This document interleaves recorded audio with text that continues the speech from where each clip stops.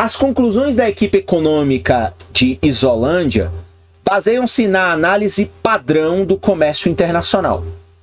Sua análise emprega as ferramentas mais básicas de um economista: oferta, demanda e excedentes do produtor e do consumidor. Ela mostra que quando um país se abre para o comércio internacional, há vencedores e perdedores, mas os ganhos para os vencedores excedem as perdas dos perdedores.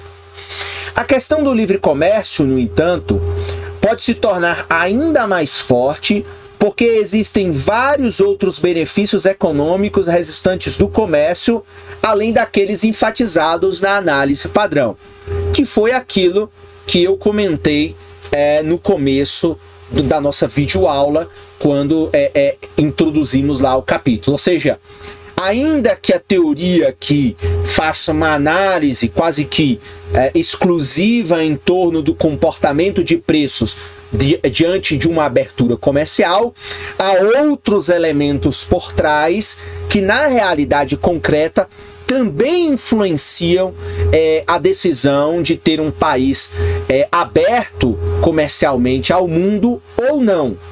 Então, quais são, portanto, outros benefícios? Maior variedade de produtos. Então, relacionamos de forma resumida alguns desses benefícios. Então, maior variedade de produtos.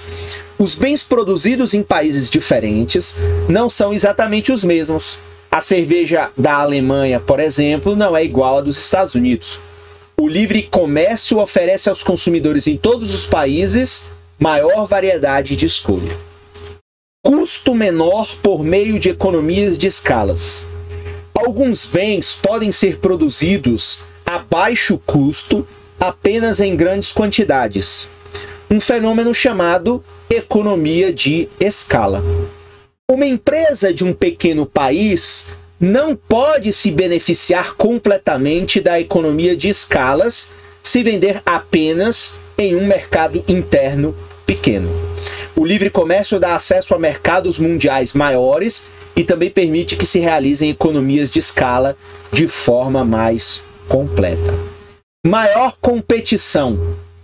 Uma empresa afastada dos competidores internacionais pode ter força no mercado, o que capacita a aumentar os preços acima dos níveis competitivos. Então veja, uma empresa afasta dos competidores, uma empresa afastada dos competidores internacionais pode ter força no mercado, o que a capacita a aumentar os preços acima dos níveis competitivos.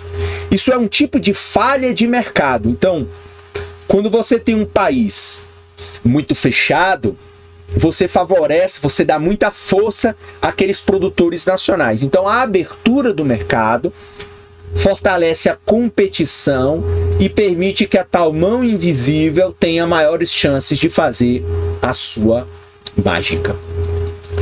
Melhor fluxo de ideias.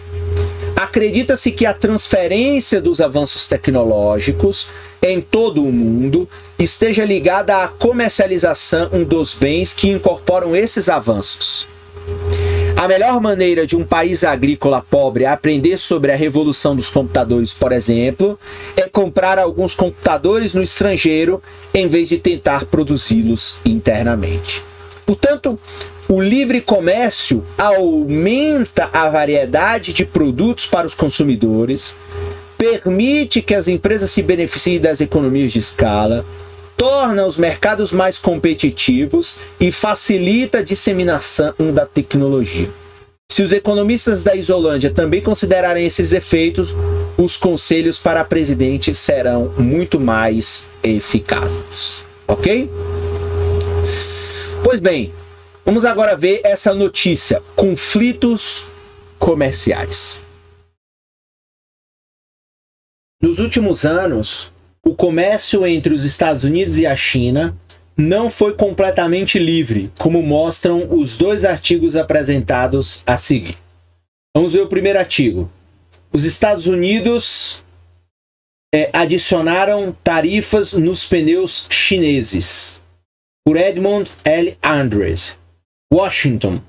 Em uma ruptura com as políticas comerciais de seu predecessor, o presidente Obama anunciou na noite de sexta-feira passada que imporia uma tarifa de 35% sobre os pneus dos automóveis e dos caminhões leves importados da China.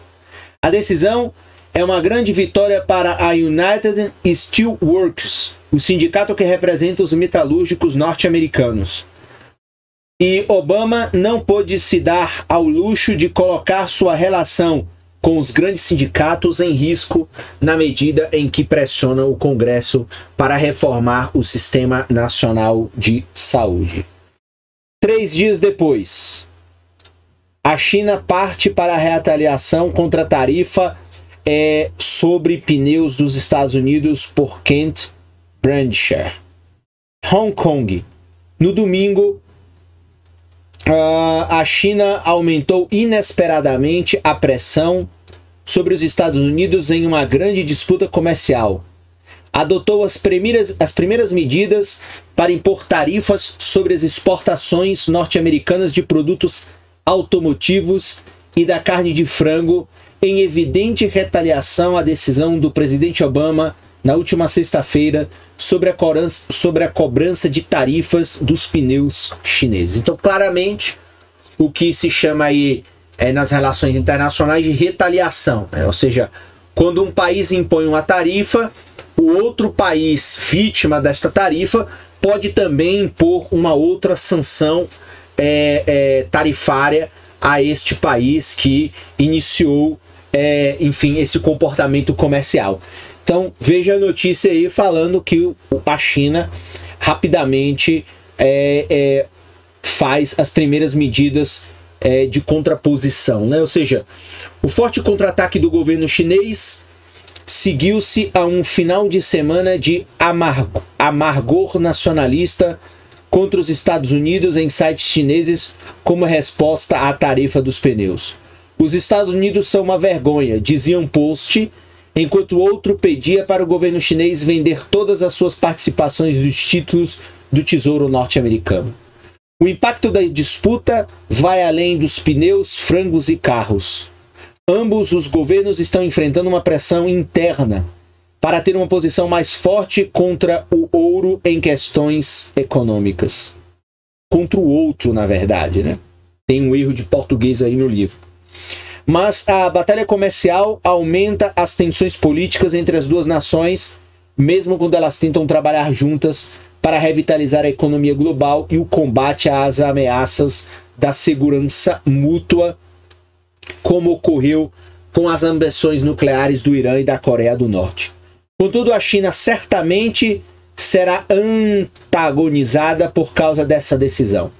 A decisão sinaliza a primeira vez que os Estados Unidos invocaram a cláusula de salvaguarda especial, que era parte do acordo para apoiar a entrada da China na Organização Mundial do Comércio em 2011. Sob essa cláusula, as empresas ou os trabalhadores dos Estados Unidos prejudicados pelas importações da China poderão pedir proteção ao governo, bastando apenas demonstrarem que os produtores norte-americanos sofreram uma restrição de mercado ou uma irrupção de produtos chineses.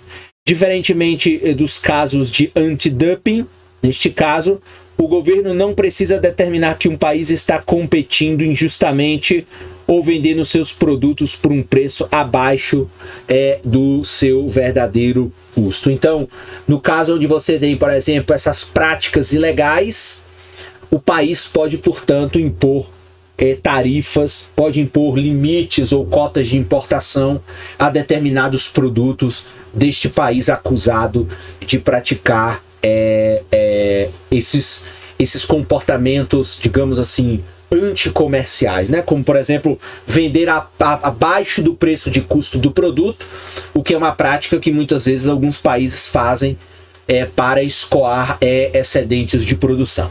Então veja, duas notícias práticas que mostram de fato a realidade do que acontece aí fora em relação ao comércio internacional.